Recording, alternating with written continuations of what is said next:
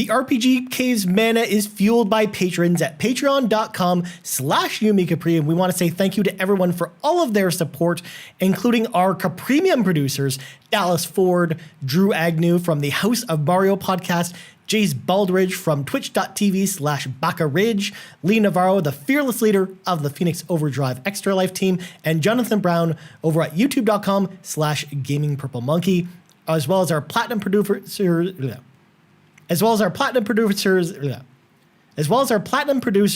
Brian Scott, Robbie Miller, and Trucker Sloth, and our gold members, Argo, Brendan Myers, Dallas Robbins, Emily O'Keefe. Our platinum producers, Brian Scott, Robbie Miller, and Trucker Sloth. Our gold members, Argo, Brendan Myers, Dallas Robbins, Emily O'Kelly, Heather Boney, James Johnson, Joel Brooks, Jose Jimenez, Mac Time, Benji Kong, Marcus O'Neill, RJ Kern, Dano, Skinny Matt, and Xavier Reyes. Thank you all for all of your support. Now, on with the show.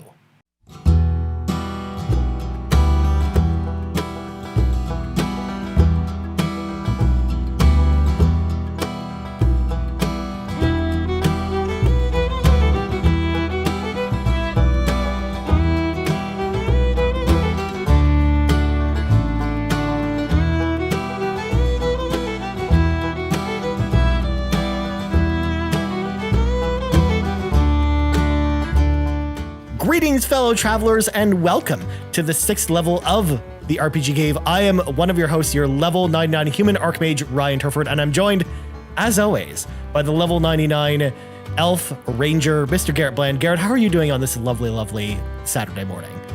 I'm doing excellent. So I have a question, Ryan.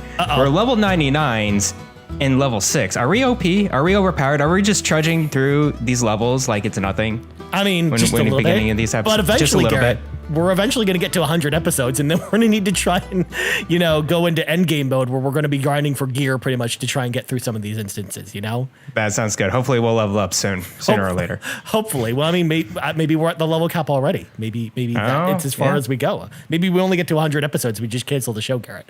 No, that sounds good. That's not happening. We're not doing it. Of course, this is the RPG Cave where we talk about RPGs all the time, except for right now when we're not really talking about RPGs. Of course, if you like what we do and you want to help the show out, of course, there's a number of ways you can do that. Number one, you can rate us on your podcast service of choice because we're on podcast services around the globe, in case you didn't know. Also, if you leave a 5-star review on Apple Podcasts, we will read it on the show. We don't have any this week, but when we do have any, they'll go here. Also, you can subscribe to us right here on YouTube. Just search for the RPG Cave on YouTube. Or again, we've got the channel link in the show notes because we do a video version of the podcast every single week, Garret. I don't know if you knew this, but we definitely do this. It's a thing. So people should go check it out. If you want to see Garrett's beautiful face, you can definitely go do that on our YouTube channel.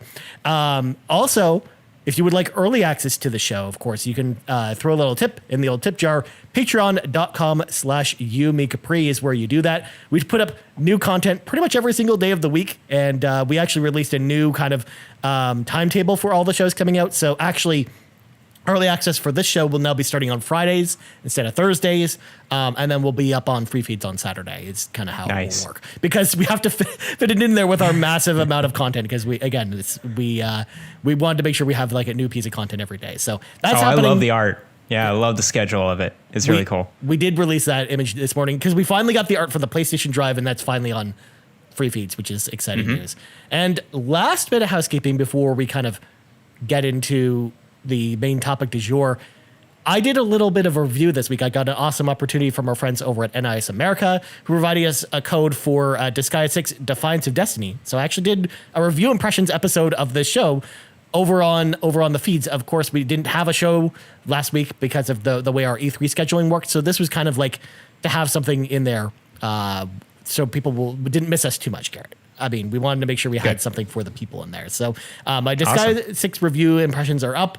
Again, I haven't finished the game in time for the review, but I talked about that, why that happened in the review, and also Like, I spent a lot of time with that game, Garret. It was a lot of fun. Doesn't it take like hundreds of hours to beat those type of games, though? Yeah, and I only got about 30 hours of it before the review embargo came up. So it's just like, yeah, we're just going to put that out there. So I think that's good enough. I think that warrants a review. Well, especially too, because it's like, I've played enough Disgaea games to know where the game's going, combined with the fact that like, like after 30 hours, you kind of have a pretty good idea where the game's going. So unless like the story falls off a cliff or something like that. But again, we talked about it in the review, so I'll save it for that. So if you want to go listen to my impressions, go listen to it there. It'll be out the game's out this week. So if you want to pick it up, my impressions are there.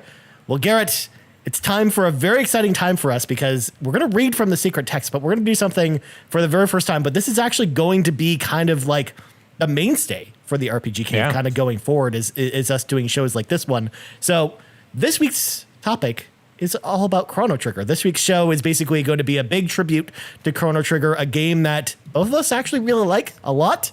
And as we go through these kind of topical episodes, and I wanted to kind of set the groundwork because this is the first time we're doing an episode like this. Number one, when we do an episode like this is not meant to be a spoiler cast or anything like that. So we want to make sure that people who are maybe new to the game or franchise that we're talking about are able to be part of the conversation and not feel, that they need to turn it off or that they get spoiled on stuff. So there may, however, be spoilers that come up. But we're going to do our best to try to dance around them and kind of, if we're going to kind of go into spoiler territory, like one of the questions that we got from today's show, we'll mention it so that people know to kind of skip ahead during that part. Also, there's going to be weeks where we're going to do a topic where Garrett or I, in particular, like one of the two of us, isn't so familiar with it. So, for example, eventually, like the Witcher episode that we have coming up in a couple weeks, Garrett is much more familiar with The Witcher 3 than I am. So he's going to be able to talk shop more about that game than I will be, versus I'll be able to be more of the expert on the first two games. So I think that's kind of where you're going to start to see that divide. Or sometimes we might talk about a series where Garrett knows all about the Trails games or the Atelier games, and I don't know anything about those games. So Garrett will basically tell me about them, or vice versa. Like if we'll eventually do an episode on like Working Designs, which is one of the RPG companies from the 90s, and I'll be able to tell Garrett all about that because Garrett probably doesn't know much about Working Designs. I've never heard of that name. Sorry. Exactly. So that's going to come up from time to time. So just be aware that we're not saying we're experts on these subjects, but we will be talking about it with at least one of the two of us being, pretty proficient in the subject we're talking about. So don't flack us too much in the comments if we don't know everything as well. So that's kind of what we wanted to set the stage with this. So Garrett, let's get into the topic du jour. Let's talk about Chrono Trigger. So first of all, before we kind of talk about the game, I kind of want to hit you with some quick facts about the game that I kind of discovered while doing some research for this. That sounds good. So first up, of course, the game is available on many different platforms, but originally released on the Super Famicom on March 11th, 1995, but it eventually came to North America that same year on August 11th on the Super Nintendo. That's surprising. I know. It actually wasn't too long. Turnaround. Yeah. But the game got more re-releases beyond that, including the PlayStation 1 as part of the Final Fantasy Chronicles collection on November 25th, 2008. I'm going to get into more about that release in a little bit. Also, that's meant to be 1998. I don't know why I put 2008 on that. I was like, that's a little late. No, 1998 is when it came out because then it released on Nintendo DS on November 25th, 2008, which is actually the correct year in there. So right. There you go. It came out exactly 10 years later, pretty much, to the day on Nintendo DS. And then it's also available on iOS, Android, and PC, but we don't talk about those versions of the game. So we don't. and we'll talk about why again in a little bit. So obviously, the game Chrono Trigger really started as kind of like this almost like big dream team idea, almost like basically putting together like one of those like power bands, like Audio Slave together, where like basically they wanted to take a bunch of people from a bunch of different RPG studios and kind of put them together on this one big project. So, of course, we had Hironobu Sakaguchi, who was basically the original Final Fantasy director. He was one of the main concept people on this game, as well as Dragon Quest writer Yuji Horii, as well as Akira Toriyama's character design. Of course, Akira Toriyama, mostly known for the Dragon Ball franchise, but also did all of the character designs for all the Dragon Quest games, like pretty much all of them, I think, even up to Dragon Quest 11, which is awesome. So they basically took his character designs and art to kind of basically combine all three of these elements to make the ultimate RPG from Square Enix. They basically wanted to make like the RPG to end all RPGs, which is just funny to think about because we don't see anything like this nowadays from Yeah, we never see this. It's like the football all-star team or whatever that they do. You just bring out the best players.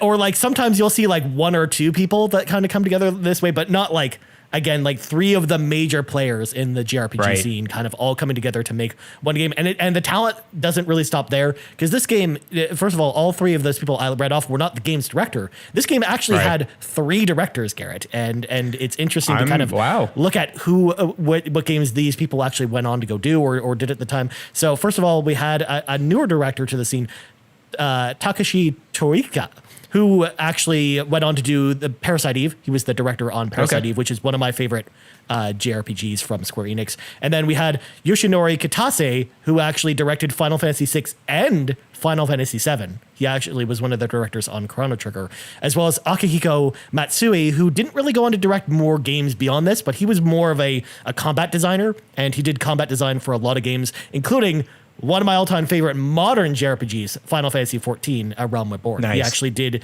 he's basically been their lead combat designer ever since they kind of did the big rebrand, essentially. So basically they had like three really strong directors at the helm that went on to do all kinds of crazy projects, especially Kitase-san, who went on to do a ton of stuff for Square. It didn't just stop with those games. Those were kind of the two highlights I kind of threw in here, but he's had his toe in pretty much every Final Fantasy game that's come out since then as well. So it's pretty cool to see that all-star talent, in addition to the all-star talent we just talked about. Also, the music was done by Yasunori Matsuda, who we talked about back on the soundtracks episode. And he's gone on to do a ton of soundtracks, including Chrono Cross, but also more notably recently, he actually did the soundtracks for Xenoblade Chronicles 1 and 2, which are also really great soundtracks as well. So he's done a ton of awesome music, and the music from Chrono Trigger is fantastic if y'all have ever heard it before. Oh, it's amazing. It's on Spotify too, so you can go listen to it there. And then the last thing I want to say, which I thought was really interesting, was the development team during the earlier meetings were trying to kind of brainstorm for ideas for the game, and they were basically trying to do like something that's never really been done in RPGs before. They had this big grandiose team, but they wanted to create like the ultimate RPG that's like very different from every RPG that kind of came before it. But it wasn't until after development started in early 1993 that a uncredited Square Enix employee basically suggested the idea of doing time travel. Like the time travel mechanic wasn't a mechanic that they came up with the brainstorming that happened maybe a year before the game fully started being developed. It wasn't added until after the fact. So I thought that was really interesting. Also, the game was originally actually being planned to be part of the second Densetsu series, which for folks in North America, that's the Mana series. So it was originally going to be a Mana game, and it was titled Maru Island in development. So it was actually meant to be part of the Mana series, and it was going to actually be an action RPG rather than a turn-based one, if you can believe that, which is kind of crazy. So it's somewhere in development, they decided that turn-based would be better, and they actually shifted to that. And then the last thing to note as well is this was originally going to be a Super Famicom disc game, which for folks that don't remember the history behind that, the Super Famicom disc system was essentially the CD-based add-on for the Super Nintendo that eventually became the Sony PlayStation, is essentially what that project was about. Because essentially they were co-developing with Philips at first, and Philips kind of stabbed them in the back. And then they partnered with Sony for a while, and then Sony just decided, screw it, we're kind of just going to go do our own thing. So this never materialized, which again explains kind of the release timing too, because 1995 was very late in the Super Nintendo's lifespan. Like we didn't really get too many major releases beyond that point. So this was a later game, and again, that explains why, because it was meant to be a disc system game that just couldn't actually go there, which I would have been really interested to see kind of what they would have done, Garrett, because that would have meant, for example, we would have gotten CD quality music for the game instead of the MIDI kind of music that we got from Chrono Trigger. So like that soundtrack could have been completely different, for example. Would it be like higher bit graphics or anything like that? Like would it like up-res pretty much everything? It would be like PlayStation 1 3D, it could be 3D level, right? With the CD game. Yeah, I imagine from the years that this was being developed, because again, there weren't many, because obviously we didn't really have 3D games out at that time. I imagine it still probably would have been a 2D game, because actually a lot of the earlier PlayStation 1 RPGs are all 2D. Like Suikoden's 2D. I see what you mean. So I imagine that it also would have been 2D, but yeah, like I would imagine like the visuals would have gotten like a big like overhaul, right? And like big upgrade if it was going to be on the disc system. And of course, it just came out in 1995 after the disc system kind of came out. And those are kind of all the facts about kind of the design work and kind of the history of Chrono Trigger, a game that we now know today that in a historical sense. But it's just cool to kind of look back and see kind of all these little facets to see what the ultimate RPG ended up being. That's kind of crazy. So. Yeah, to hear all of that, all the history of this game in its development cycle. It seems like it changed a lot throughout its journey. And even with all of this kind of changes, they made a fantastic product at the end here. For sure. So obviously, before we kind of get into more of the deeper elements with the game and why kind of we like it, I want to throw it out here too that for those that haven't played Chrono Trigger before, because I know that there are some of you out there that haven't played this game that are listening to this podcast. I mean, this is going to come up with every game that we're going to talk about in this show. Where's the best way to play that is an interesting question to ask. So that is a good question. So Garrett, this kind of leads into our first topic, but that I wanted to bring up. But you just played this game for the very first time this year. Yes. So I want you to tell people where you played it because I think this is an interesting choice. So I played it on an emulator. I got the handheld kind of third-party machine called a Retroid Pocket 2, which runs Android. I forgot which version, but in Android OS. And I basically put it on RetroArch. So RetroArch is probably one of the more prominent emulators that does a lot of like PS1, SNES, NES, GBA, GBC, you name it, all the old consoles. RetroArch probably has like an emulator or a core for it. And so I played Chrono Trigger on the SNES version on my Retroid Pocket 2. Hold on, let me see if I can grab it out real quick. It's a very nice little guy right here. Oh, this small little guy, and it looks super crisp on this small screen, and it's like an IPS panel. It becomes super bright. It's probably the best way to play my SNES games. So that's where I played Chrono Trigger. Nice. So you started with the SNES version. You didn't have anyone try and dissuade you to play one of the other versions, right? You had people try and tell you that's probably the best way to play it? Or how did that come about? Like, how'd you decide to play it that way? Or is it just you had the Retroid Pocket, you're like, oh, I'll just play it here. Why not? Right. I did have the DS version on my 3DS. I just wanted to play like the original version of it just to get the original experience. Okay. I heard PS1, there was a little bit of, I wouldn't say like, I guess performance issues. I don't know. I heard there's something weird with the PS1 version. So I'll get into that. Versus the SNES. So and, the PlayStation, that's pretty much it. The PlayStation 1 version, it's not so much that it had performance issues, but it has load times. Because it's a CD-based games. Okay. And of course, because in cartridges, you never really had to deal with load times. So there's load times every time you go into a battle, it takes 5 to 10 seconds to load. Whoa. Okay. Yeah. No, I'm glad. Which is too much. It's too much. So that was actually, that's the version that I would always tell people to avoid. Is the PlayStation 1 version. Not because it's bad, because it actually added some interesting elements. It added some animated cutscenes to the game that would play during certain moments that were done by Toriyama. So it was done in that anime style that he's famously known for. And they were all really cool. But again, just the loading kind of kills the experience for me in particular.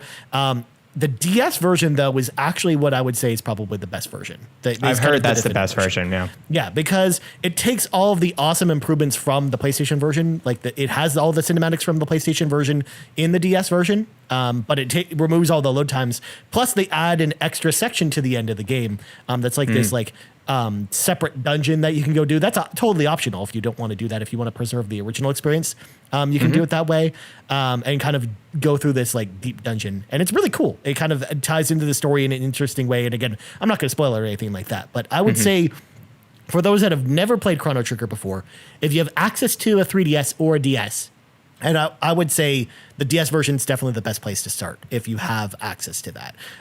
Or the Super Nintendo version if you want to have either the original experience, as Garrett kind of alluded to, or if you don't have a DS, or if you don't want to pay the cartridge prices on eBay, because it can be an expensive game. But there is a handy hack for the DS version. that most people don't realize is a thing.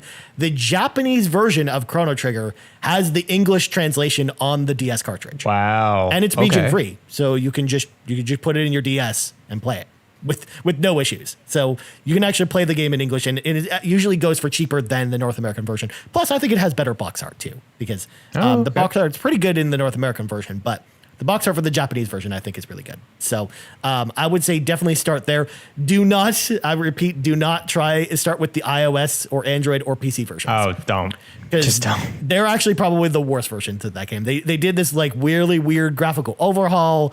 They changed a bunch of stuff with the gameplay. The PC version's also like super buggy. So really, yeah, it's not good. So I mean, only play those if you absolutely have to. But I would say steer clear from those if you want to get kind of the best experience for Chrono Trigger. So that's where people should start. So Garrett, I want to start with you now that we're segueing away from this. What was it like to play Chrono Trigger for the very first time this year after people telling you for years that this is this amazing game and kind of hyping this game up for you? What was that experience like? So yeah, I try to come into the game like a blank slate. I know everyone's telling me it's one of their favorite RPGs of all time. It's like, okay, let's see why this game is where it is. I understand it's an older game, so I give it a little bit of like slag on certain things as well. I think the art and everything, the pixel art, it ages perfectly. Like a lot of SNES games, like it looks really good on the screen. The animations are pretty good. But yeah, like, you know, people telling me this is this great, like they're very great RPG. I'm not trying to keep it as high expectations, but I just wanted to see why that is. And I obviously saw why that they thought this is a very great RPG. So I just got continuously impressed by the game as I played more and more. So like, it's not like the first 2 hours, like, all right, this is the best game. It was more like maybe 60 to 75% of the way through. I was like, okay, I get it. I get why this game is held as such a high esteem because of the story, because of just everything about it. I couldn't find a negative part, really, like a really negative thing to complain about in this game. I couldn't pick it off. Like everything about it is so good. The gameplay, the story, the art, the music, the characters, just it all came together so well. I couldn't believe that no other game after that couldn't even, I wouldn't say a lot of games come close to it. I'm just saying there's a lot of games that didn't try to mimic this game at all. So that's my impressions about this game. Yeah, I mean the closest we got was, you know, the sequel to Chrono Trigger, or the spiritual sequel. That was Chrono Cross, which again we're going to talk about. I'm going to devote an entire episode to Chrono Cross because I think it's a game that kind of deserves its own episode, which is why we didn't do these together, because we're going to lump some series together. But this one we decided not to do that. But Chrono Cross had a lot of really interesting ideas, and it kind of tried to do the same thing Chrono Trigger did, but with like a dimensional aspect where instead of going through time, you like went to two different dimensions, and kind of exploring the differences between those as you make changes between the different dimensions was like really interesting and unique. So I think that the Chrono series in general is like so unique compared to any other RPG. Like you don't really see like, number one, you don't really see time travel JRPGs at all. Like it's so weird that no one else aped that idea from Chrono Trigger, or even some of the other elements, like the way that you get to the extra endings in this game. Yeah, because it's a time travel game. So obviously, like it's got the butterfly effect in full effect, which kind of leads you to those endings. I thought was like a super neat idea that again, no one else tried to do ever, which is just so bizarre. I think people were scared. They saw this game, it's like, we can't make a game like this, even if we try to copy it. They would just always compare to, I guess, Chrono Trigger, maybe. So, yeah. And the other games that I would maybe bring up that's in closest comparison as far as another RPG that I thought of is I Am Setsuna. Was very much trying to be like Chrono Trigger. But that's more of them trying to do the combat systems of Chrono Trigger, which we're going to get to in a little bit because we actually have a couple questions about that. But so I thought that was it's really interesting that it's such a unique game and no one's really tried to do that. And likewise, I'm amazed that Square Enix is like, decided to have like such patience to never go back to this well either. Like after Me Chrono too. Cross came out in the late 90s, like they never returned to this series or never tried to do anything else like it, which is just, it still boggles my mind. I still can't believe it. Me too. Yeah. They keep the Final Fantasy train, they keep the Dragon Quest going, but they just drop this hard. And I'm like, why? It's so good. Yeah.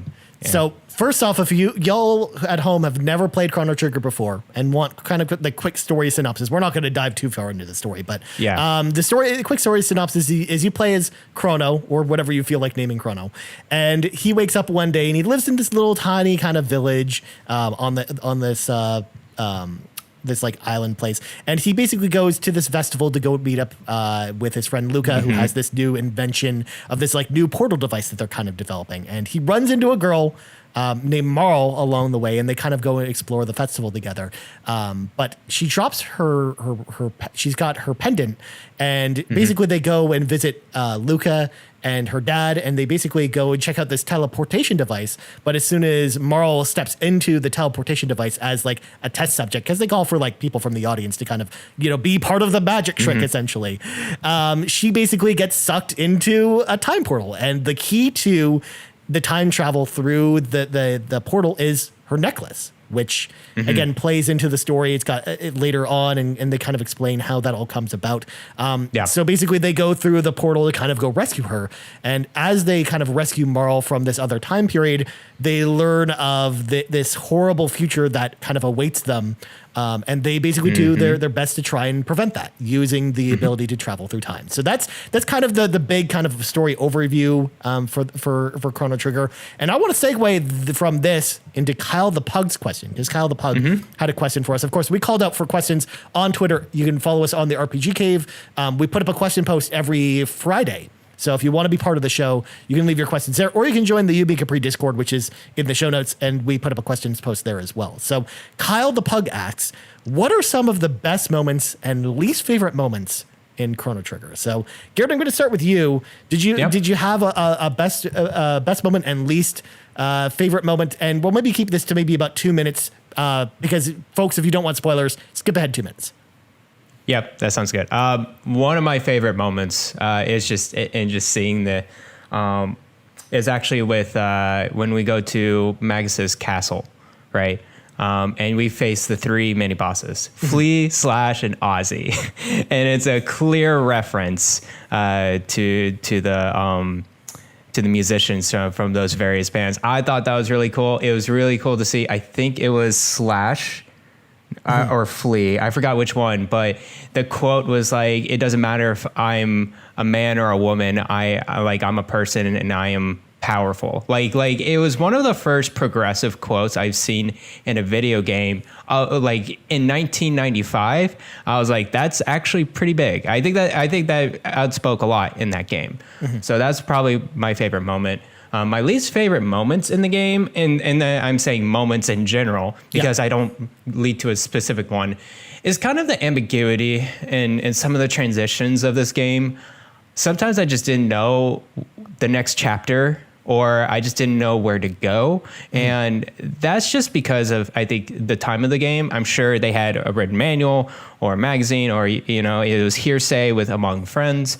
But like now I feel like games understand more how to direct the character and direct the person going to the next one. So I'm sure if they did some of remade or remaster, they would fix that up. But that was just my least favorite moments. Yeah, I mean, game. RPGs back then really wanted you to go into towns and basically talk to everyone and kind of learn from their kind of direction where to go next. But you're right, they didn't have like give you like a objective list or a mini map that tells you where to go. So I mean, that was just very much just RPGs back then, and it's an acquired taste. I think that's why it's sometimes harder to go back to some of these older RPGs as amazing as they are, because it's tougher without directions too. But the nice thing is we live in 2021 where there's actually the internet and guides. Because back then, if you played this in 1995, Garrett, it's like unless it would take a much longer time.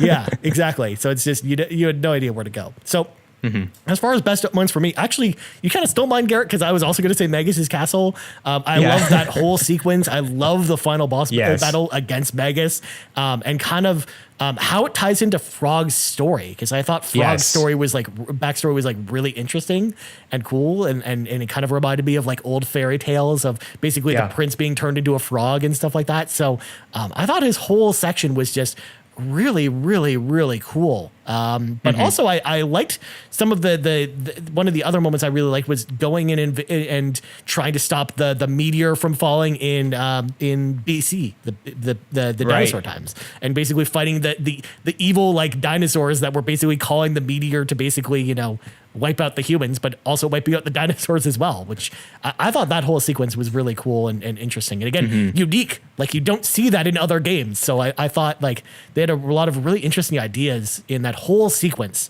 with 65,000 BC, I think it was what it was. So 65 million BC. There you go. Yes. So really far in the past. As far as least favorite moments, I would say, honestly, I just couldn't really get into any of the Robo stuff. I liked Robo as a character, but his story, when you go and return to the factory, for example, and go see kind of where he was made, and then you have that you're fighting that female robot, and I'm like, I thought that was interesting. I thought it was fine, but it's that was probably the low point of a very high. It's because it just didn't really stand out in the way that the rest of the game kind of stood out to me. I think is why I liked it the least. I still thought it was great. Like you said, it was really interesting, but it wasn't on the same level as a lot of the other stories were to me personally. So I didn't care much about Robo as a character in general. I didn't use him a lot in the game. I didn't either. So yeah. Although he's ridiculously overpowered, which is why you and I kind of made dumb moves. So because it's actually kind of funny, kind of reading over if you go read anyone's guide, for example, for Chrono Trigger nowadays, Garrett, it's always always make sure to have Robo in your party. Always, always, always, and pair him with these rotating set of people to get his crazy tech kills, because I guess his level 2 and 3 techs are very, very, very insane. Yeah. Especially the healing one, for example, that he does with Marl is kind of ridiculous. So apparently. Does it just full heal everyone, basically? Pretty much. Yeah. Oh, okay. Yeah. Or some of the fire techs that he does with Luca are insanely overpowered as far as damage are concerned. So it's Gotcha. You can go breeze through some really difficult combat encounters as Robo. So yeah, it's just funny. I remember you talking about this on Shack, because I remember you kind of giving your final thoughts on the game, because I remember I think it was Rebecca who had asked you kind of who your final party was, and I think you and I had the same final party when we went to go fight the final boss, because I always would roll with Chrono, Luca, and Marl as my 3 people, or I would switch Luca out for the person's name I'm blanking on, the girl from exactly. That's who I would usually roll with instead, because I like kind of the fact that she had lightning powers and they go with Chrono, I guess. They seem to gel well. So those were kind of my characters, and I think you did the same, right?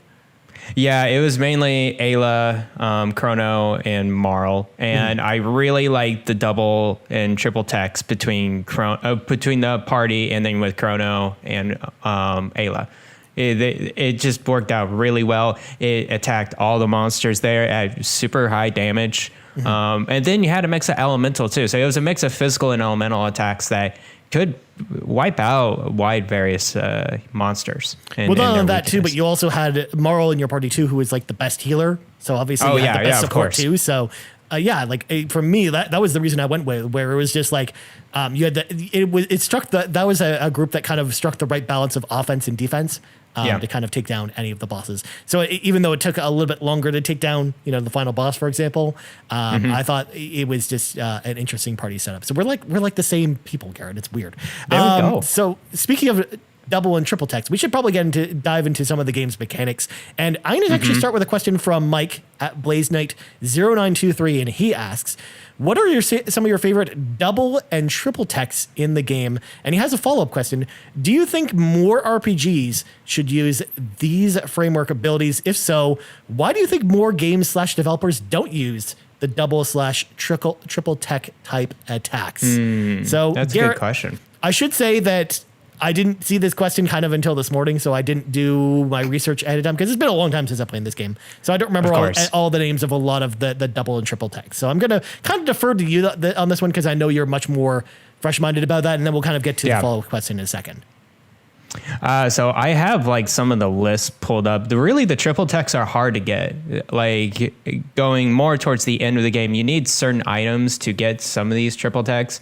And the only triple tech I used really frequently was the final kick, which was between the party is Ayla, and Chrono and Marl. And basically with that technique, it focuses on one enemy and it does an extreme amount of damage. And that's why I really liked it. And the double tech to complement that I really enjoyed was with the Falcon Strike with Chrono and Ayla, where it destroyed all monsters like right in front of you pretty frequently too. You can pull that out pretty fast if you put haste or like that quicken time type of support from Marl. It gets pretty crazy, good rhythm going on. The other double text that I really liked, again, is that party. So I really like the ice. Was it ice and lightning or something like that? And I know which one you're referring to. Again, I don't remember what it's called, but I think you like basically freeze everyone, then you shoot lightning at them. Yes, I really enjoyed that one. It just visually looked cool. That's what I remember about it. That too. And if it is a weak point to that monster, they're pretty much done with that double tag. Yeah, if they're weak to either ice or lightning, it's ridiculous. Yeah. The other one that I enjoyed when I had Luca in the party was, I think it was called Antipode, which was fire and ice with Marl double tech. And that one was extremely powerful if the monsters were pretty weak with that as well. And I've done the triple tech with Chrono, Luca, and Marl, and that was like the tri-elemental attack. I use that kind of a little bit more too, but that's pretty much it. I did not use too much of Frog, the Robo. What were the other? Magus. Magus I used a little bit, but he didn't really develop much double or triple tech. So I think he's very limited when it comes to that because again, he's an optional character too, so they I don't think they put too much work into developing too many techs for him to work with the other party members. Right. But yeah, that's pretty much it on my end. Plus, like Magus too, as a character, he's like more like this selfish character. So in a way, it kind of makes sense when you think about his character too. He doesn't want to team. He's reluctantly teaming up with this guys. So he's not trying to work with them. I don't think so. He's the Seto Kaiba of the group in a lot of ways. So that's kind of. It looks like he has a lot of triple tech stuff. He got Dark Eternal, Omega Flare. Those were the two big triple techs, but I never used him. It looks really cool though. Yeah, I used Magus for a while too, and it wasn't until kind of towards the end of the game where I felt like he was kind of lacking versus Ayla, I think, because that's why I swapped him out with, and I think I swapped him out for the better. So yeah, I really love the tech system. It was really an interesting set of moves that you could do, and I love being able to have like your party members kind of team up with each other to do attacks. Yes, of course, it made it so that you didn't have as many moves in a turn, but at the same time, some of them were again so stupidly overpowered that it was more powerful than you taking 3 additional turns, which I thought was really cool. So to kind of Mike's follow-up question, why do you think more RPGs really haven't used this? Because again, when you think about other JRPGs that use team up stuff, it's mostly like strategy role-playing games of all games, like the Disgaea or Fire Emblem are the games that kind of come to mind to me, especially like hot off my review of Disgaea 6, where it's just like that those games are like all about teamwork and having your party members combos, right next to each other so they combo off each other, versus like we mostly don't see that with like turn-based RPGs, or even like if you look at modern like action RPGs with teams, you don't see this that often either. Like no, you don't. Like games like Xenoblade or Tales that don't really take advantage of this. So Garrett, why do you think most developers don't take advantage of this? I don't know if it's taking advantage, but more along like they just don't think too much about it, or if they do, it just doesn't really work out for them. Maybe from an action standpoint that it's really hard to trigger those double or triple techniques, right? What is the trigger that you're going to have to do? Maybe a quick time event or something along the lines of that. I'm thinking also Trails of Cold Steel does an interesting type of like companionship support or whatever, but not. And sometimes they do like merge attacks together. I'm thinking of Persona as well. There is some partnered attacks there as well, but it's just few and far between. That's not the central idea of their gameplay. And I think a lot of turn-based RPGs really want to go more towards like kind of the traditional Dragon Quest style, where each character has their turn and has their moves. It's really, I guess it's just much harder to figure out these double and triple techniques. Yeah. As well as Chrono Trigger did. Yeah, for sure. Like, I think it would be hard, especially because you would be probably needlessly compared to it. And again, we saw it with I Am Setsuna, which is, again, the only other game that I know of that is done double and triple text. Yes. As far as modern games. And they didn't really do it in such a great way. Like, it was fine. But I think the double and triple text in that game were, number one, not flashy, but number two, they were very weak. So they actually, I remember them not being as powerful as you just doing the moves by yourself, like just doing normal attacks or spells with your individual characters. So in a way, like, it almost felt like there was no need to even do them or even have them in the game or try and unlock them, because they always felt weaker than just your normal attacks. So then why give up 2 turns with your allies instead of, doing more damage with 1 each, essentially. So I think that the sacrifice was too much. So I think there has a lot of balance that has to go into it, which is why I think developers don't do it. Or the other reason that I kind of came up with when I read this question was, I think part of it is too, and this is something we just talked about as far as when we were talking about our party members, is that in order to unlock some of the double and triple text for Chrono Trigger, you have to kind of have specific party members in your party consistently, and kind of them kind of working together to kind of unlock them. And that might force people to do something that they don't like to do, especially in modern games where basically would force you to mix and match your party all the time. Or use characters that you don't want to use. And I think modern games are just trying to shy away from that a little bit. Like, if you look at a lot of modern RPGs, not too many of them really force you to use party members that you don't want to use, if they give you the option, obviously, to swap out your party members. Especially like in Persona, for example, like most of the time in like Persona 5, for example, I would just keep the same party members the whole game, or at least like, and unless I would unlock a character that I wanted to really use. Like when I unlocked Haru, like towards the end of the game, like I swapped her, like Ryuji out for her, essentially, because I don't like Ryuji all that much. So I mean, that was one. Like, that's one example of a scenario where, again, if you had like double and triple text and stuff like that, if the most powerful combination was, characters that I didn't want to use, I don't want to feel like I'm in a place as a player to basically be forced to use those people. And maybe that's how the developers kind of look at it, is they want to give you more freedom. So maybe that's why they don't employ stuff like this. And maybe a game like Persona 5 Royal maybe does it kind of the right way, at least from modern games, where you had kind of the team up attacks that you kind of unlocked with your party members, but they were never really central to the gameplay, and they were kind of just there. It was always a trigger. Yeah, exactly. I think maybe that's kind of where this design exists in the modern space. It's kind of that idea, because they want to give you the freedom of being able to play with who you want to, I guess. It's kind of how I think about it. Okay. So last question on this topic that I wanted to touch on is from Red at The Well-Read Mage. And he asks, how would you meaningfully improve Chrono Trigger if you had to attempt to? Would you add or remove something? So, Garrett, if you were tasked with remaking this game, do you think they need to add anything or remove anything from this game? From a mechanic standpoint, no, I don't think so. Like, I really don't, because I think it's just a very well-tuned, well-balanced RPG from a mechanic point of view. There wasn't a battle that was too tough. Each battle felt like there was a strength and a weakness, and you just had to figure out what that weakness was. So the only thing that I would like, if they remade this, what they would add is what we said earlier in the podcast, kind of a direction. Give us like kind of like, hey, here's a map. Here's like the blinking star that you kind of just need to go to the next, to go through the next chapter.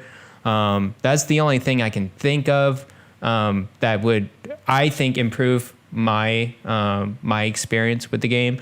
And I also played with save states as well. There was a lot of certain points in the game where if I didn't have save states, I would be going back, I think backtrack maybe 30 minutes, 45 minutes, and I have to clear a dungeon again or something like that. Or just saving at any time outside of battle, I think would be exactly. fine too. Yeah, exactly. Not necessarily save states where you save like mid-boss battle or something like that. I don't necessarily think it would need that, but it would need like, but yeah, you're right. It would mean like just more modern elements in a way. Like I would compare it, what I would want to see improve with it, much to what you said, with like the Trials of Mana remake that we got. Because Trials of Mana, if you play the original version of the game, it has all the same criticisms we just brought up, such as being kind of confused about where to go because you got to go ask all the townspeople kind of where to go.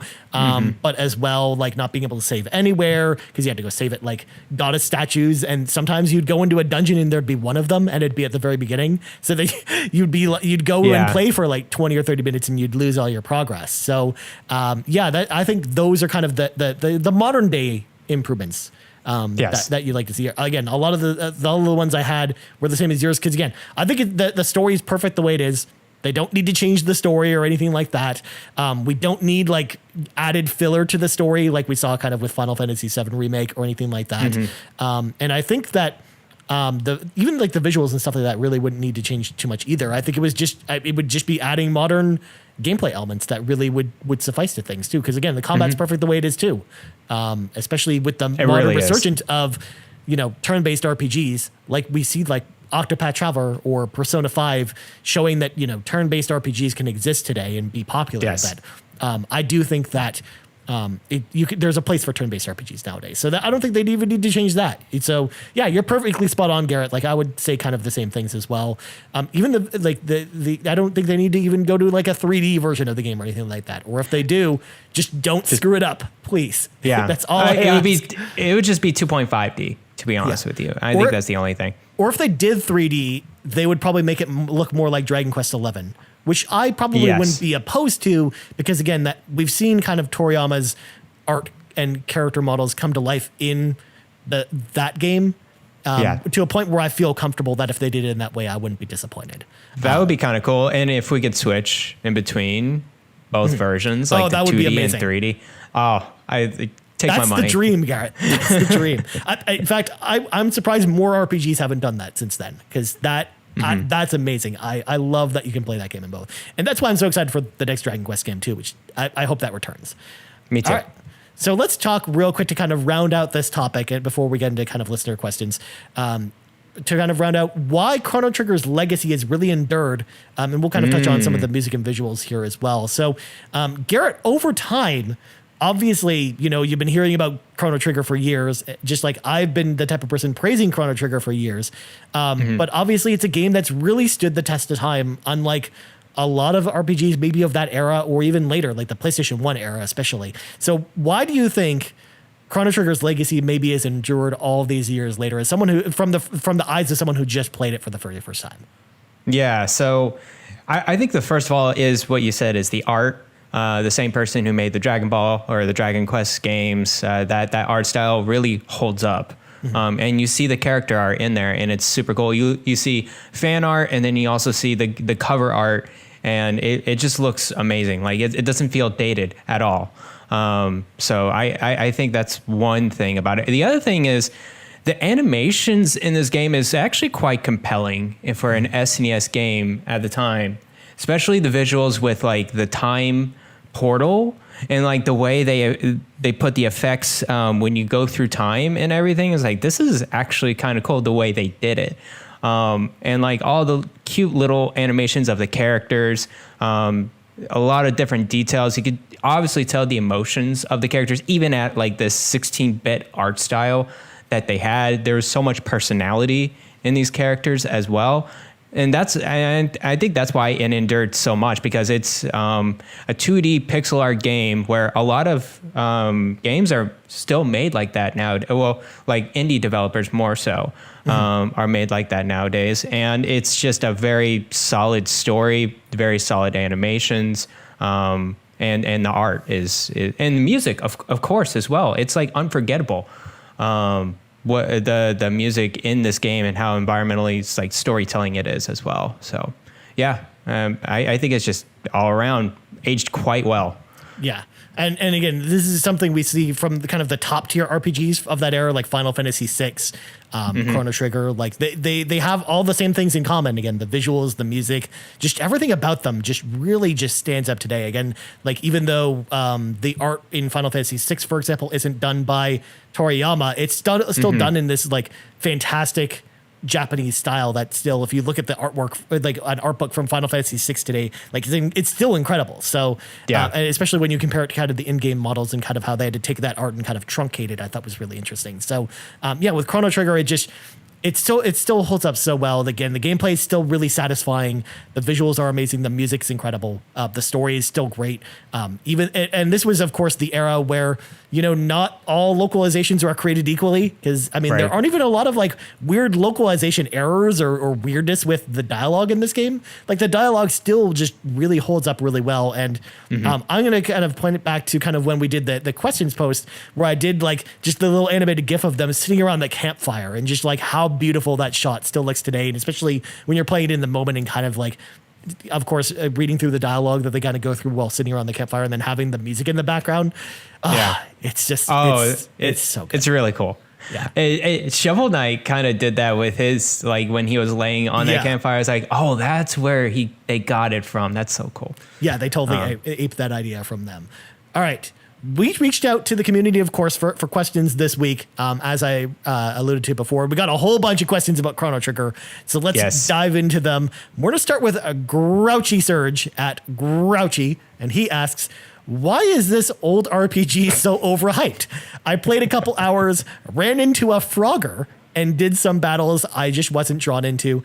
Should I give it another go? So here's the thing, Garrett, as much as we've been talking, amazing stuff about this game throughout this whole podcast, it's just one of those things where not every person's going to gel with a game like this. Again, it's an older turn-based RPG, and just not everyone's into that type of thing. So I'm curious. Again, I don't know, all of Grouchy's tastes. I know some of them because I know Grouchy's kind of a prominent member in our community. So I don't know how Grouchy feels about turn-based RPGs in general. But if you're not really into like old school turn-based RPGs, or if you don't like modern games like Octopath Traveler or Persona 5, this game's probably not going to be your jam because the combat, for example, is not going to be up to your speed, especially because I'm pulling so much from the combat because that's what he's directly citing in kind of his quotation here. Like the battles didn't really draw him in. And the story itself, I think it's a little bit slow at the beginning. I will say that, but I don't think it's slow in a boring way. It's not. I liked the kind of the pacing at the beginning, and then like once you kind of get past the first area where you meet Frog, and kind of go to the second time period, that's when the game like really starts to pick up steam and kind of drive down the highway at a really fast speed. So I think that it definitely is improved over time. Anyways, so I would say that you could give it another go, Grouchy, but it might just be that this game might not be for you. So that's totally understandable. Like, not every amazing masterpiece that's out there is going to be for everyone, which you're going to learn very quickly when we start talking about other RPG series, Garrett. There are some games that I have hot takes on that people love. So we'll talk about that later on later episodes. But what do you think about this question, Garrett? Same thing as you. Like, if the battles aren't drawing you in, then I'm not too sure what to say about it, because that's going to be the battle system over and over again. It's going to be a little bit more elaborate. The enemies are going to get tougher. You're going to get more spells, more double text, more triple text. I don't think he actually hit the magic part. The magic actually hits probably like 20, 30% into the game. So maybe go all the way till that part where you learn the magic and see if that still is jiving with you. I think, and also the biggest thing that really hooked me in the game is the trial. The trial. Oh yeah. I was like, there's some cool little interesting mechanics here that I've done in the past in this game that this game is reacting to, and I think that's one of the major draw-ins of this game is your choice. There's a significant amount of choices in here that could change the way. Again, there's like 20 or 30 different endings in this game. Not only that, but it's not like as obvious as like dialogue boxes in Mass Effect or something like that. It's like subtle things that you do, like actions that you take in the environment that change the course of the game going forward, which I think so different from what you see today as far as choice-based games. So I would say Magic and the Trial is like one of the two biggest hit points that drew me in. Yeah. The Trial in particular is just like, again, we won't spoil it here because, again, some people haven't played it yet, but it blew my mind the first time I played it, Garrett. Like, I couldn't believe it. Bet. Yeah. Especially because I played this game, because I never really talked about when I played this game, but I actually played this also on emulator back on my PC in 1997, because I told the story on the very first episode that we were so close to actually buying an original copy of this game, but we ended up with returning it because it was an RPG. So we never ended up with that game as a kid. So I played it on emulator at first, and then I bought it on PlayStation 1 because I bought the Final Fantasy collection that it came in. So yeah, I thought that was really, really, really cool that when I first played it, and again, just blew my mind. All right, next question, and we kind of touched on this one a little bit, but we'll bring this one in here anyways, from Hobby1K at Hobby1K, and they ask, how would you like to see Chrono Trigger brought up to the current or future Nintendo consoles? Straight emulation of SNES 2D remake or a 3D remake? So if we were Nintendo, Garrett, I would say that for me personally, I would love if one day they just added it to the store as me too. as an SNES classic. I don't know why they haven't done that yet. And if they were going to do the remake, obviously my preference would be like something like Octopath Traveler, or what they're doing with Dragon Quest 3, like a 2D HD kind of remake. If they're going to do a full remake. And Garrett, I think you pretty much feel the same way, right? Yeah, I completely agree with that. Yeah. Well, let's bring in Auntie, because this one kind of relates to Hobby's question, kind of as a follow-up, at Auntie's Glitches, and they ask, kind of tied to the question above, why do you think it's taken them so long to port this to Switch when we had it on the SNES Classic? We actually didn't have Chrono Trigger on the SNES Classic, Auntie. The Japanese version. The Japanese version did, but not the North American version. That's correct. Also, do you think they want to remake and change it like Final Fantasy VII? So that's the thing. We've seen so many ports of Final Fantasy games across the PlayStation era, but they've never really gone back to do any of the SNES ones. Like when we talked about this on the prediction show, or even last week when we did our E3 reactions, my heart sank when I saw the Final Fantasy original games coming, but only to Steam and mobile. It just seems like Square Enix just doesn't really have any intention of bringing up the game as is, or even licensing their games as part of the Nintendo Switch Online service. Like that, it just feels to me like they don't want to do that, because otherwise we would have seen all those games on Switch Online by now. We would have seen Final Fantasy IV, Final Fantasy VI, and Chrono Trigger, Secret of Mana. Like we'd have seen all those games on that service by now if they were interested in doing that. So it was kind of a miracle that we even saw any Square Enix games on the Super Nintendo Classic, because here in North America, all we got on there was Mario RPG and then Secret of Mana from Square Enix. Oh, and Final Fantasy VI was on there too, but we were missing Chrono Trigger. That was the one that was really missing. So I think if Square Enix ever goes back to Chrono Trigger, whether it's a re-release or remake, I think they will go the remake route. And I hope they don't do the Final Fantasy VII remake thing. I hope they actually do more of the Trials of Mana or Dragon Quest 3 kind of remake thing, where they kind of preserve the spirit of the original game. They don't really try and add too much to the story or reinvent the wheel with it. They basically just kind of bring the game up to modern standards, but essentially just are almost like porting it, but bringing in kind of modern sensibilities to it. So that's kind of where I'm thinking they're going with this. What do you think about this question, Garrett? I completely agree with you. Like, I don't think Square Enix has any regard to the older Final Fantasy games, and also with Chrono Trigger. Either they're holding it close to them and saving it for a rainy day, is like maybe when they're struggling a little bit more to get games out, then they'll push this as like a standalone classic title. Like I could totally see them putting that in a package of some kind, or like a classic package on Switch for $60, and that would be an easy $60 copies for them. That would be pretty successful.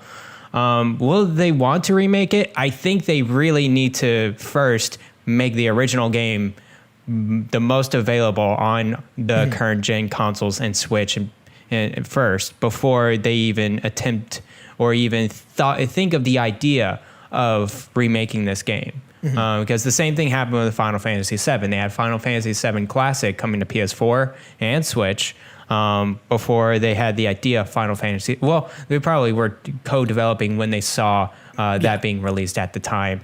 And I agree with you. I don't want to see a remake version of this game. This game it aged really, really well. Like maybe do some type of art style or different type of like the 2.5 Bravely Default remake of it, but I would not even touch like what Final Fantasy VII Remake did. Is like completely different story. Well, not a different story, but like, you know, a lot of different things involved in story content compared to what you see in and Final then just Fantasy wildly VII different Classic. gameplay too, because that if they did that, they make it an action RPG just like it was kind of originally intended to be, which would be weird. Like, how would they bring like the triple text into that and stuff like that? Like, I that's the thing. That's more what I'm worried about too. So that's why I think like if they were ever going to do the remake route, I wish they do something like Trials of Mana, because I think that when I played that game, I was like, okay, if they're going to remake any other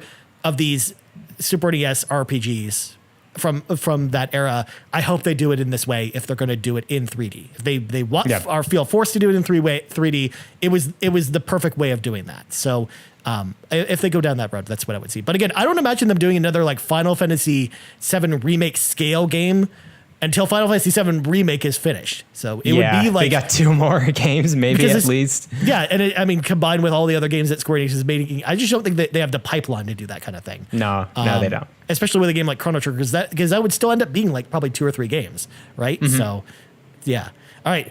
And then last Chrono Trigger-based question comes to us from JMac at JMac Production 1, and he asks, will we ever see the sequel to Chrono Cross reemerge? It's a huge dream to see that and Trigger on the Switch as a double pack. Chrono Cross was on PS1, I believe, and you are correct, it is on PS1. It was meant to be quality, but I don't remember it getting an Australian release, which is also correct. I don't think it ever came out in Australia for some bizarre reason. I mean, you could import it. Australia's weird sometimes. Yeah, Australia is really weird. And I'll touch more on this one because I've played Chrono Cross. I love Chrono Cross. It's an incredible game. And again, it's the type of game too where if you like Chrono Trigger, you should play Chrono Cross because again, it expands on a lot of the ideas from Chrono Cross, from Chrono Trigger, but also kind of like providing closure on some of the stuff from Chrono Trigger in an interesting way.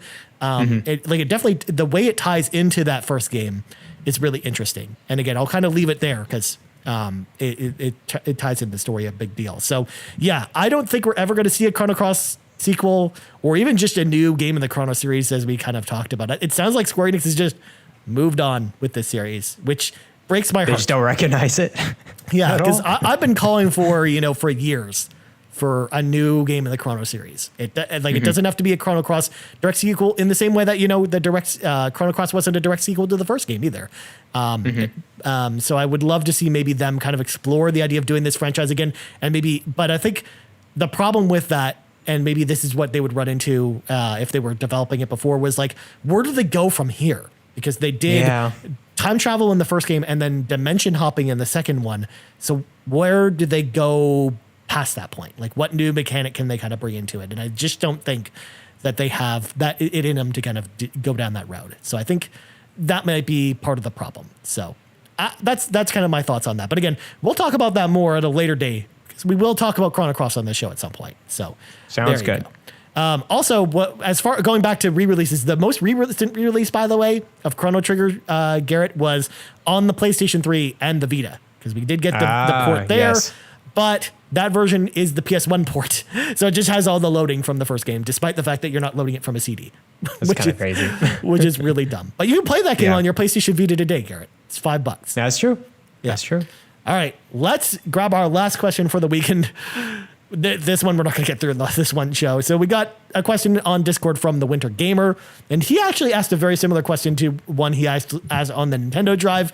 What is your favorite RPG on each gaming system, both console and handheld?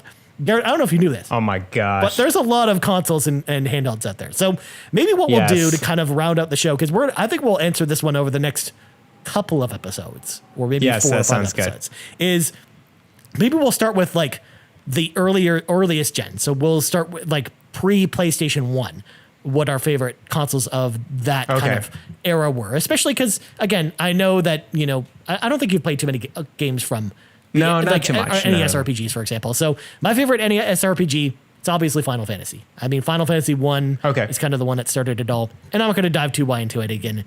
It's a perfect game. You should go play it if you like old RPGs. for Sega Genesis, I talked about it on the show before. My favorite Sega Genesis game of all time, not just RPG, but favorite one is Shining Force 2.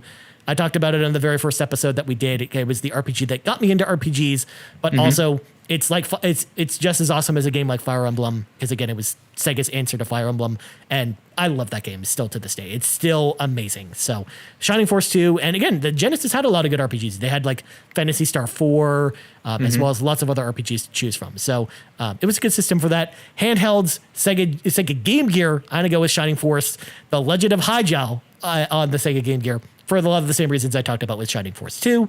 And then now, Garrett, let's bring you back in here. Did you really play many RPGs on Game Boy at all? Original Game Boy, besides Pokemon? But no, I didn't. So Pokemon's your answer, I'm guessing? Pokemon Yellow, Game Boy Color. That's probably my first RPG and my favorite RPG on the Game Boy Color system. Yeah, we'll kind of lump those together. And I would actually agree with you. Pokemon Yellow is probably the best one on Game Boy, because there's actually a lot of good RPGs on Game Boy as well, because there was a lot of offshoots of really popular series. There were a lot of Final Fantasy games on Game Boy, but they were branded as Final Fantasy, but a lot of them were either Saga games or Mana games. Were essentially how they did that, because they wanted to make them more popular in the West, because Final Fantasy was a name people actually knew here. So let's get to the big one that I know we both can kind of weigh on Super Nintendo. Garrett, is Chrono Trigger your favorite Super Nintendo RPG, or is it a different one? No, I think it is for now. There's not a ton of RPGs I played on the SNES console system compared to you. So I honestly think Chrono Trigger is probably my favorite one. It's a really, really strong one. Yes. Okay. For me, again, I've got a lot of great choices. Again, I would throw like kind of my runners up being Second Densetsu 3, aka Trials of Mana, is up there as one of my favorites. Secret of Evermore is a really fantastic game as well. Final Fantasy IV, I love that game a lot. Lufia and Lufia 2 Rise in the Sinistrals was like a really good kind of underrated RPG that is really expensive if you want a cartridge for it now, but it's a really good game that people just didn't get a chance to play because they didn't have a big supply of them. And then Secret of Mana, another fantastic RPG. So for my top pick, it goes between Final Fantasy VI and Chrono Trigger. And it's like picking from my own children, Garrett. It's tough for me to pick just one. Super close. But if I had to say one all these years later, it actually probably is also Chrono Trigger. It's probably okay. Cool. Mainly for all the reasons we talked about. It's kind of like the ultimate JRPG in a lot of ways. Final Fantasy VI did some really inventive stuff. And again, there's a lot of spoilers, story stuff in there that kind of makes that game really special that we won't get into, especially like the Opera House sequence in particular was like a really high point for me for Final Fantasy VI, and had a lot of great, fantastic characters. You had a really big party in that game too, which was kind of crazy to see for a JRPG of this size. So, but Chrono Trigger, I think, just stands the test of time just a teensy bit better than Final Fantasy VI does. Not by much. Nice. But it does just by that little tiny bit that maybe kind of edges it out for me personally. Again, that's just me looking at it from the lens of someone looking at it from 2021's perspective. If I was to tell you probably back then, it'd probably be Final Fantasy VI in all honesty. But I think I think Chrono Trigger's aged a little bit better of the two games. So that's why I got to give it to that one. But they're both incredible. Should I play Final Fantasy VI as one of the intro to Final Fantasy games? No, I still think that, because I remember you saying you were going to play Final Fantasy VII. Yes, I'll do that. I still think first, that's the entry point. I think that's the entry point to Final Fantasy. That's the way that most people get into Final Fantasy for the first time. That's how I really, really, really got into Final Fantasy. Because again, I'd mentioned on the show before, I'd played, Final Fantasy originally on the NES, but like it didn't really win me over with the series and make me want to be a Final Fantasy fan. It really wasn't until I played Final Fantasy VII where I was like, I need to find all these games and play them. And that's kind of where I went down the rabbit hole with these games. So yeah, that's the one I would start with. But Sounds good. Brendan Myers, the Winter Gamer, we will answer your question. We're kind of going to do it the Nintendo Drive kind of did, but we're going to do it on a more compressed method because they did they answered it one at a time for each console over the course of like many, many, many weeks. We're going to do this over a couple episodes, but we'll get to this more next time. But that's all for this episode. But before we go, Garrett, plug Scout. You can follow me on Twitter at Bland Explosion, and you can follow me on Twitch at twitch.tv/Bland Explosion, and you can listen to me over at Nintendo Shack and also Game Tech at the Play Some Video Games Podcast Network. That's pretty much it. Very nice, my friend. As for me, you can find me on Twitter at Ryan Turford. You also find us on Twitter at The RPG Cave. You also find us on Patreon, patreon.com/YouMeCapri. And as well, you can find us on YouTube. Just search for The RPG Cave on YouTube because we don't have a custom URL yet. Last but not least, you can find us on all your podcast services around the globe. So for Garret Bland, I'm Ryan Turford. This has been level 6 of The RPG Cave, and we're out. Play Chrono Trigger. Bye-bye.